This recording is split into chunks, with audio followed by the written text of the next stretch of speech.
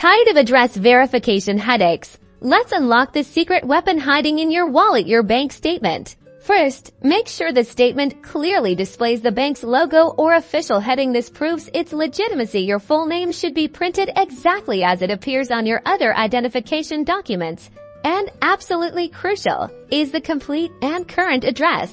Next, check the issue date. Most institutions require the statement to be recent. Usually, within the last 3 months, an older statement might not be accepted.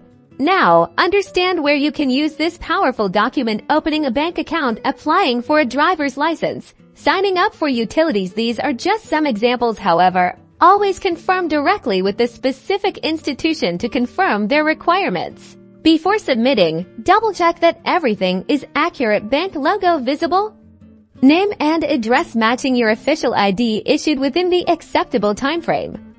Tick all these boxes for a smooth process. And that's it. Armed with a properly formatted and current bank statement, you can breeze through address verification, saving you time and frustration.